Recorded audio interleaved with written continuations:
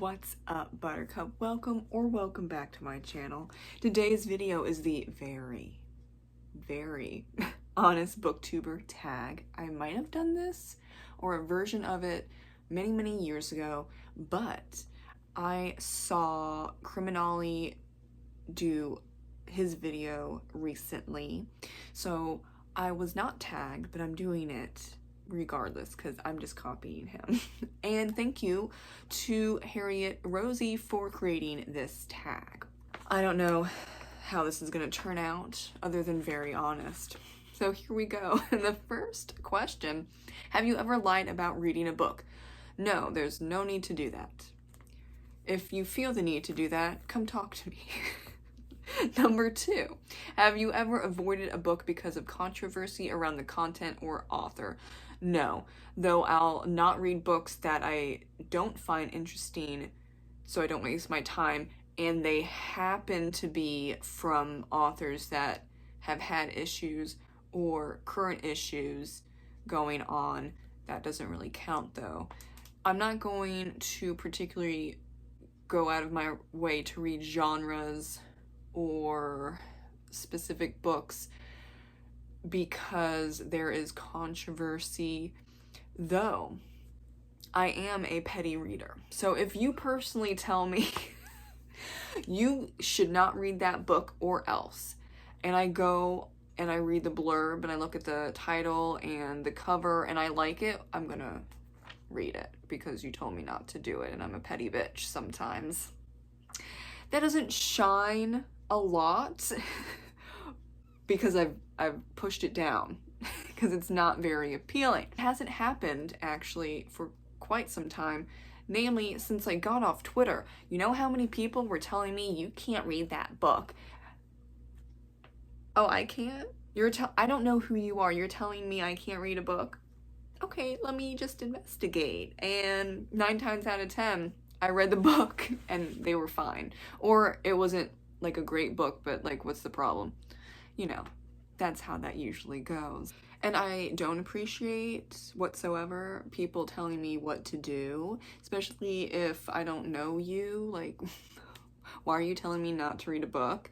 I don't go around telling you not to read books or not to listen to this type of music or don't read or don't watch this show or movie, so why would you be doing it to me? And in general, why are you doing that to other people? Just think about that. Because is it really your business? No, it's not.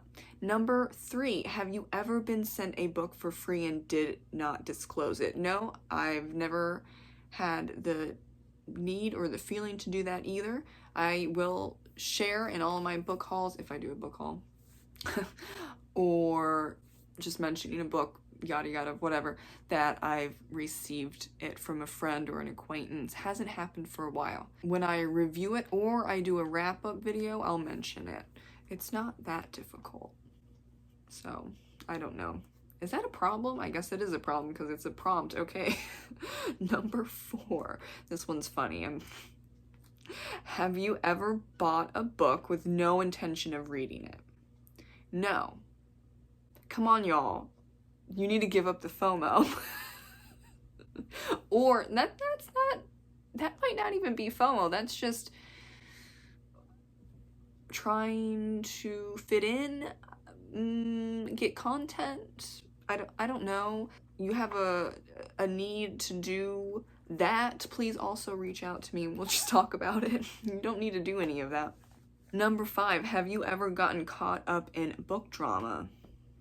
Oh my god. This is one of the many reasons why I'm not on Twitter, now X. I don't care. You hear Twitter or X, that's what I'm talking about. I'm not keeping up with that. I haven't been on since 2020, so why do I care what it's called? It's a cesspool. I was in 2 big ones. Well, one of them was really big and the other one was just in the Booktube community. One was about Blood Air, that was in like 2018, a young adult fantasy novel that was pulled from publication for a couple months because of some ARC readers not liking the book in some ways. And then there's also stating that the writer plagiarized, y'all get ready for it, Hunger Games, where in Blood Air, in this one scene, and I think they kept it, in this one scene where, you know, a character dies and then the main character puts flowers around the burial site, and that's supposedly plagiarism of Hunger Games. What? And I'm just tweeting it, I'm just like, have y'all never, like, this is luck maybe, or like privilege, but not really, because every single person dies. So like, have you never been to a funeral? Have you not watched Ask a Mortician on YouTube? Like, it can't be plagiarism when people lay flowers on people's graves. It's not a Hunger Games scene, it's just a life scene. People just naturally put flowers on loved ones' graves. So that was a weird one. I and quite a few others were saying this is an arc, and are we really gonna trust like a couple? It wasn't even that many. Are you really gonna trust a couple people to say that this was really bad? The writer is Chinese and she's an immigrant, so she was basing her experience, I don't think personal, but her experience in China with slavery, and people did not like that. And I had a lot of people on BookTube unfollow me when I said, or really when I agreed with a couple others brave enough to say, I think this is erasing her experience and what's happening and still happening in China. Yes, there is slavery, and this is what she didn't personally experience, but she saw it happen in her country and where she lived. So why are we saying that that's wrong? It was very bizarre. And then there was another plagiarism thing, that there is supposedly like a quote or a parrot quote from Tolkien, but that's actually a quote from the Bible. Don't know that one, but okay, interesting. So they were just really trying to find whatever they could to just throw at this writer. Not only did a lot of people unfollow me on Twitter, but I had a lot of subscribers unsubscribe on my channel, and I had just, you know, by happenstance, about 20 of my videos get disliked within a day, which was in the day where I said this is not the best response to an arc that only a couple people have read, and maybe we should talk this out. Yeah, those videos are somewhere. It's been a while. Oh no, 2018. Yeah, it's been quite some time. Distinctly remember all 20 of my recent videos had a bunch of dislikes within the day that people tried to cancel me. Coincidence? I don't know. And then there was another one, I don't know, like a year or two later, where it was, and I forget the BookTuber. I think they're still popular, I don't know. A lot of BookTubers have either moved on or they moved to BookTok or Instagram specifically, so I don't even remember. But it was a big thread of BookTuber hot takes. And so one of mine was, do you need to share every single detail of your life? Because there's this BookTuber who's no longer there. There was a whole controversy with her, but she was doing like book reviews on the toilet as she was pissing. Like, do we need to do this? Are we this like in great need for attention? Because y'all, the internet's forever. Just think about it, okay? And people got pissed off. And I don't understand. Like, you're putting out so much of yourself, and hers was an extreme example, but she was getting views and people thought she was hilarious, and she was growing. And I'm like, why are we doing this? Is fame really that important? But then, like, what are you initially attracting as your audience with that fame? Just think about it. And that was wrong as well. And I got a lot of people upset. And like, I said a hot take that you didn't like. I think I nailed the assignment. Number 6, have you ever had a hate comment and did you respond? I got a lot of hate comments when I was on Wattpad, and sometimes I did, sometimes I didn't. Wattpad isn't YouTube, I get it, but that was where the most hate mail or hate comments or hate DMs happened. And it was over my writing or writing choices. So that's where I got thick skin, for sure. I don't really recall the last hateful comment or message, but sometimes it's not hateful. I'll get comments where they want to debate, and so I'll reply, or if I'm just not feeling up to it, I don't reply. It really depends on what you want to do on your channel, and sometimes replying, that's your choice. Just letting you know, for your mental and emotional well-being, you don't have to reply to everything. And also, it's hard to keep up, so you try, but yeah, there are sometimes people want to debate. Usually it's about writing, okay? And then I realized, like, maybe a comment or two in, maybe 3, where I'm like, yeah, you're just wanting to debate for XYZ reasons. You aren't having a conversation. And this could lead into an argument. And remember, the internet is forever. So then I'm basically like 9 times out of 10, I don't care. I'm not replying to you. This is not worth my time or energy.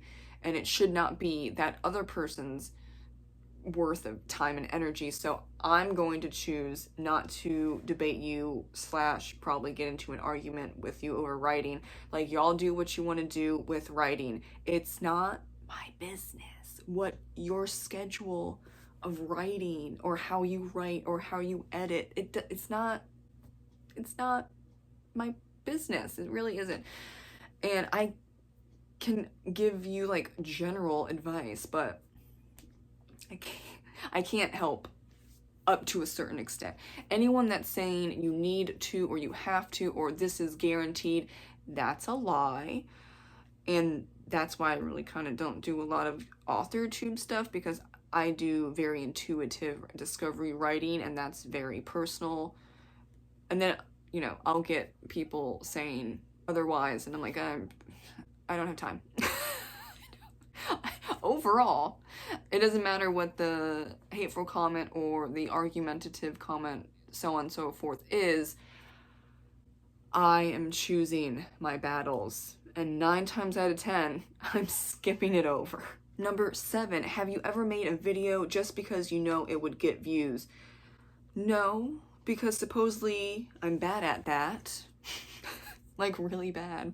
The best example of that was I do love a lot of Sarah J. Maas's books, but then I did reviews on them, and even reviews during the time where like the books were out or have been out for like only a month or 2, and there was like lots of hype and it was exciting, like, oh, okay, so I'm gonna get, you know, views, but I'm also talking about these books, it's really fun.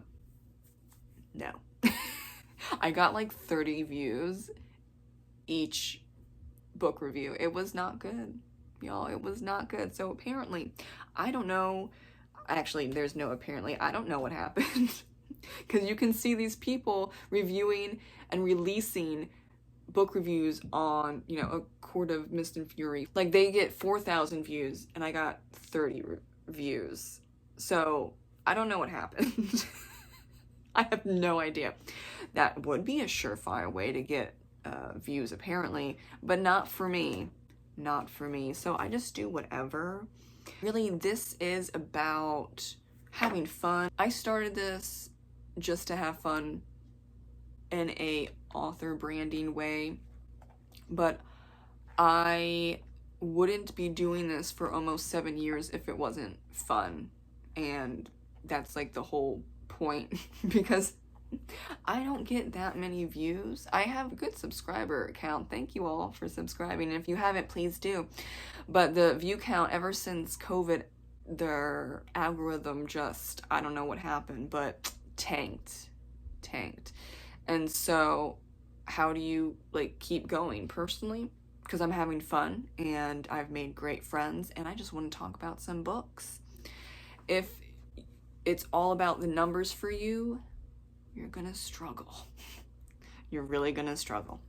Number 8, if you could go back to the beginning of your channel and do something differently, would you? And I would say better lighting and better camera setup, but I think that's almost everyone on BookTube, so I don't feel too bad. Number 9, are there any channels you wish you could be more like?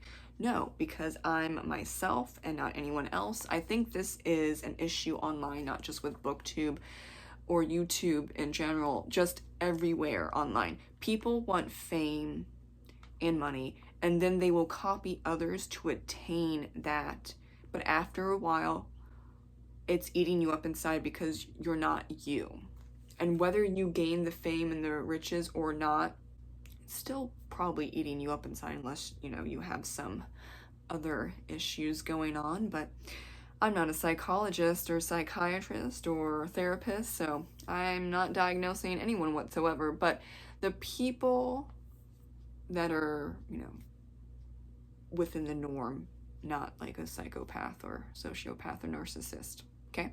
Within the norm, they're pretending or like they're copying or they're trying to be someone they're not to get fame and fortune on YouTube or anywhere. It does eat them up inside, and then it causes burnout and snappishness and depression and anxiety, and like, is it worth it? Or you just be yourself and do what you want, and then you attract people that appreciate you. Is it going to take a long time? Yeah, because you're not following every single trend going on BookTube or, you know, another platform. But I think this is very big picture, but I think about this a lot. It's staying with your morals, and if you look back when you're 80 years old, would you be disappointed in yourself? Kind of bleak, but actually that's helped me a lot. It's just something to think about. Number 10, what's something you love about your channel? I think I spotlight books many haven't heard of before, and I love seeing people pick up those books and enjoying them, especially historical fiction. I don't know why, but historical fiction is not popular on BookTube, and even though I don't get many views on most of my historical fiction book reviews, I still get people, you know, commenting or just overall reaching out and saying, thank you so much for recommending this, you know, specific book. I would never have found it if not for your channel. And maybe that video got 30 views, but this person loved that book and only found it because of me, basically, and I think that's really amazing. Now, number 11, not really a question, it's tagging people. I'm gonna tag Bookish Kaz, Bad is Rad 2, Chris Reviews, Kat, Greg, Alan, and Jim. Thank you so much for watching my book tag that no one tagged me in, but I just wanted to insert myself in the conversation. I'll see you in the next video. Ta-ta for now.